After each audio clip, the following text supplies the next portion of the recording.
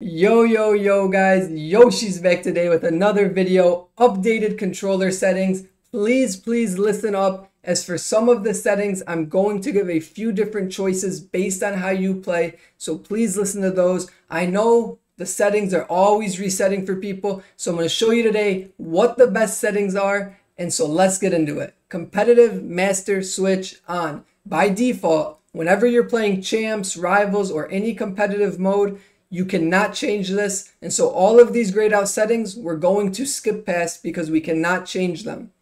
Through pass assistance, semi. The only other option is manual, so we're gonna leave it on semi so that EA can help us. Why not take the help on the through balls? It's better, trust me, leave it on semi. FIFA trainer. Many people probably have this on hide, but I'm gonna show you right here of why I like to use it. So as you can see, when I'm doing directed runs, I like to be able to see the green arrows so that I know exactly where my player is moving. I like it for this. As you can see here, we go down to the directed runs indicator, make sure that one's set to on, and that will allow you to see the green arrows when you are in game. You can use the passing line indicator. That's never really seen, to be honest, but I use it at times. You can kind of see, is EA scamming you? Or is it a skill issue? It's interesting to use at times, but when my settings keep turning off, a lot of the times I can't be bothered to put it back on. Timed finishing, green bean, green bean, green, green, green. If you green, have it on. If you don't even know what I'm talking about, link in description, why you need to use time finishing, why it's effective, how to do it. But if you are someone that spams shoot, turn it off. You know, if you're going for a header, a cross, or something like that, you're in the box, a cutback pass, and you spamming shoot, you don't want to accidentally red time it and mess up your chance of scoring, so turn it off. But if you green, turn it on. I like to use it, definitely something worth learning. Next, player switch indicator. As you can see here on the screen, our AI has a little indicator above his head that is telling us if we use our left bumper or L1 button, this is the player that it's going to switch us to. So basically you're seeing who the game will switch you to when you use that L1 button. Pass block assistance on. Do you want your players to stick their foot out when the ball is close enough to them? Yes, the answer should be yes. So we turn it on. We don't want them to just stand there and watch the ball go past them, so make sure this is set to on.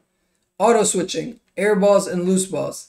This one is huge. I always get asked about this.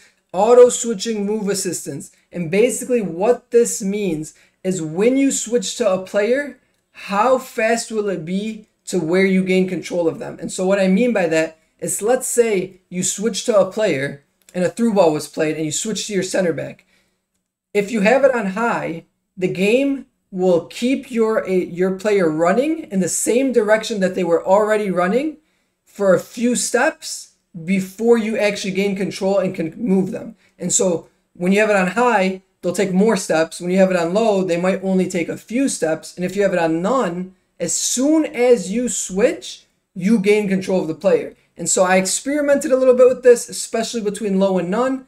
I've come to the conclusion that I like none. You know, if you're not somebody that's used to being extremely reactive when you are playing, maybe put it on low for now, get a feel for it. I like it on none because that means, you know, let's say somebody's running down the line and they cut back. How often is it where you might switch and your player runs like 6 more yards past the guy, even though you knew your opponent was going to cut back? So by having it on none, I'm able to switch to the player and immediately stop them and react as fast as possible. I like to have this one on none. Definitely depends on the way you play defense and how fast you're switching.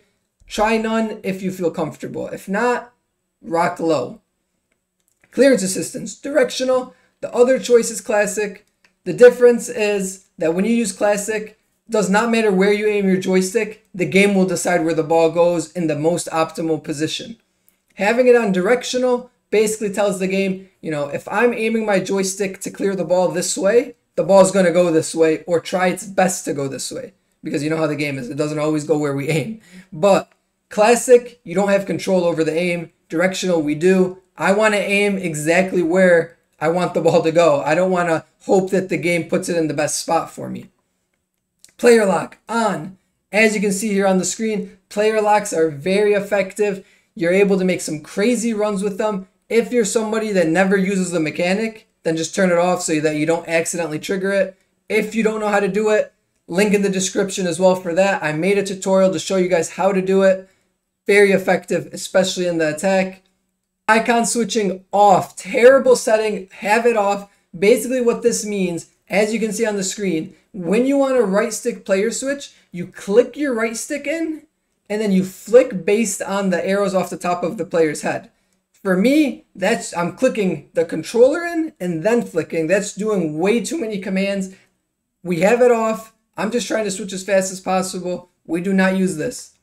Right stick switching, classic. That's the best setting. The game will start you off on adaptive. And what this does is when you want to switch players, first of all, you're going to notice, I swear the screen lags. Terrible. But let's say you're on your right back and you want to switch to your left back. If you just hold your right stick all the way in the direction, it'll like load past everybody and allow you to make a huge player switch. But what ends up happening is when you're trying to make just a quick one player switch to the nearest person, it'll always take an extra second. When you have it on classic, it'll immediately go exactly where you flick it. And we want to be as quick as possible, so we want the immediate flick. So we play with it on classic. Do not use adaptive. Trust me on this. Classic is the best. We want to be responsive. Right stick switching reference. Player relative. Ball relative, I've seen some people use it. Terrible, in my opinion. Get used to player relative if you don't use it. The reason I say this is my players always stand in the exact same shape if I'm playing the same formation, right? So I know exactly how to switch between my players. When you go on ball relative, you're moving relative to the ball, meaning wherever the ball is, you have to flick your right stick based on the ball. Personally, rather flick my right stick based on the player that I'm currently on. It's just easier in my head.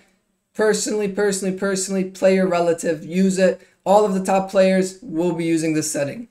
Ground pass, shot, cross, all of these settings, assisted. Let the game help us. Lob through pass, the only other choice is manual, so we leave it on semi. Again, we let the game help us. Save assistance, we're not goalie anyways. Analog sprint is a big one. Off.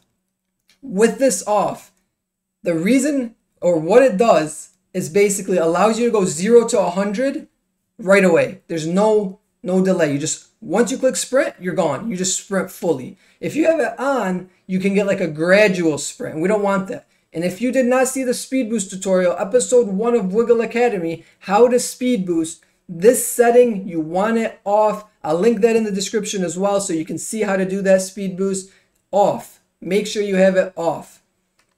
Pass receiver lock. Late. There are other options, but why I like it on late is let's say you pass and then you notice that somebody's about to intercept the pass, or your player's not actually open, or they're going to be off sides, or you just want to redirect the pass. By having it on late, you can still adjust the aim and the direction you're passing even after you already push the button. And so by being able to do this, it helps with, like I said, if someone's going to intercept a pass, you can change it at the last second, or if someone's going to be off sides, you can change it at the last second. I use it on late. If you're on PlayStation, you're going to have 2 extra settings, user vibration and trigger effect. Turn them both off, turn them off. You do not want those settings. Another question I always get is my camera settings. They're not very used by, many people. People probably think it's weird. Co-op, tele-broadcast, tele, those are the ones you're going to see the most. Personally, I use default with 10 height and 0 zoom. That's what I've been comfortable with, and the reason for that is I like the depth perception when I'm dribbling and also for when I'm tackling. That's just what I've been used to. This is just personal preference here with the camera. I hope these settings helped you. If you have any questions, just let me know, drop a comment, check out those tutorials, and as always, stay wiggly.